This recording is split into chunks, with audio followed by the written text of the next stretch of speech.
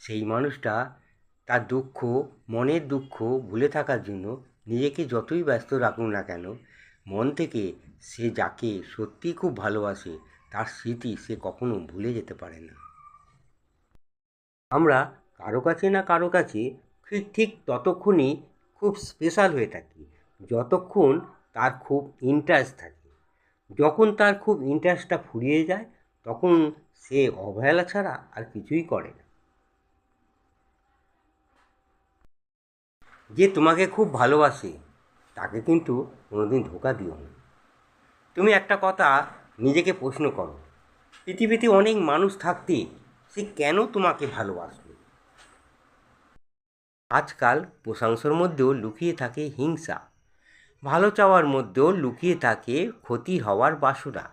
এই দুনিয়ায় খুব কম মানুষই বাঁচতে পারে ভালো, মুখের মধ্যে মিষ্টি ভাসি, মনটা আসলে কালো।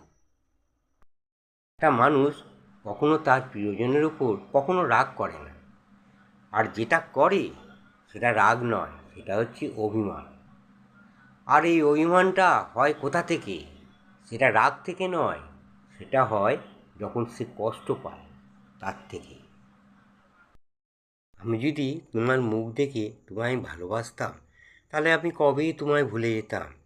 আসল কথা, আমি তোমার মায়ায় পড়ে গেছি, তাই তোমাকে আর ভুলতে পারছি না। পৃথিবীর সবথেকে বড় কবরস্থান হচ্ছে মানুষের মন। সেখানে প্রতিনিয়ত হাজার হাজার স্বপ্ন, আশা, ভালোবাসা কবর হয়ে যাচ্ছে। নিম পাতার মধ্যে তুমি যতই চিনি দাও না কেন কোনোদিনই মিষ্টি হবে না। ঠিক তেমনি কোনো মানুষকে তুমি যতই ভালোবাসা দাও না কেন সে কখনো আপন হবে না। নিম পাতার মধ্যে তুমি যতই চিনি দাও না কেন কোনোদিনই মিষ্টি হবে না। ঠিক তেমনি কোনো মানুষকে তুমি যতই ভালোবাসা দাও না কেন সে কখনো আপন হবে না। পৃথিবীর সবথেকে বড় কবরস্থান হচ্ছে মানুষের মন। সেখানে প্রতিনিয়ত হাজার হাজার স্বপ্ন, আশা, ভালোবাসা কবর হয়ে যাচ্ছে। আমি যদি তোমার মুখ দেখে তোমায় ভালোবাসতাম তাহলে আমি কবেই তোমায় ভুলে যেতাম। আসল কথা, আমি তোমার মায়ায় পড়ে গেছি, তাই তোমাকে আর ভুলতে পারছি না। মাঝে মাঝে মনে হয় স্বার্থপর হয়ে যাওয়া খুব দরকার, কারণ আমি যেদিকে তাকাই স্বার্থপর মানুষগুলো খুব সুখী, আর নিঃস্বার্থ মানুষগুলো চোখে জল। মানুষগুলো কেমন যেন অল্পতেই অহংকারী ও স্বার্থপর হয়ে উঠেছে, আর নতুন কিছু পাওয়ার আশায় খুব সহজেই সে তার ভুলে যায় সে তার অতীতকে। ছোটোবেলায় আমরা গরুর রচনা পড়েছিলাম বলে আমরা গরু চিনতে আমাদের ভুল হয় না। গরু কোন জাতের, কোন কী গরু আমরা ঠিক বুঝে নিই, কিন্তু আমরা ছোটোবেলায় মানুষের রচনা পড়িনি, তাই আমাদের এখনও মানুষ চিনতে খুব ভুল হয়। কোন মানুষটা কী ধরনের মানুষ, কোনটা ভালো মানুষ, কোনটা খারাপ মানুষ, কোনটা গুন্ডা মানুষ, কোনটা রাগী মানুষ, কোনটা হাসি খুশি মানুষ, কোনটা সরল মানুষ। কোনো মানুষটা খুব ওপরে হাসি খুশি থাকে, আবার ভেতর দিকে বদমাশি করে, সেটা বোঝা যায় না। কোনো মানুষটা আবার খুব ভালো মানুষ করে বেড়ায় চারধারে, আবার ভেতরে ভেতরে বদমাশি করে, সেটাও চিনতে পারি না।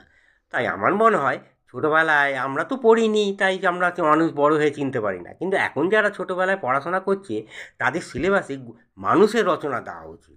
তারা এখন থেকে যদি পড়ে, বড় হয়ে তারা মানুষ চিনতে পারবে। কী ভাবছেন সকলের উপকার করে মহান হবেন? ভুল করছেন। কাজ মিটে গেলে দুদিন আপনাকে দেখে সবাই হাসবে, কথা বলবে, তারপর সবাই ভুলে যাবে। তারপর আপনার কানে একটি চাপা আওয়াজ আসবে, স্বার্থ ছাড়া কি আর কেউ উপকার করে? হ্যাঁ, এটাই বাস্তব। তোমার জীবনে কত মানুষ আসবে আবার যাবে, এই রকম আসা যাওয়া করবে। কেউ আসবে স্বার্থের জন্য, আবার কেউ আসবে তোমার সঙ্গে সঙ্গ দেওয়ার জন্য। কত মানুষ কত রকমভাবে আসবে আর যাবে, আসবে আর যাবে, এই হতে থাকবে। কিন্তু দিন শেষে দেখবে তুমি একা, তোমার পাশে কেউ নেই।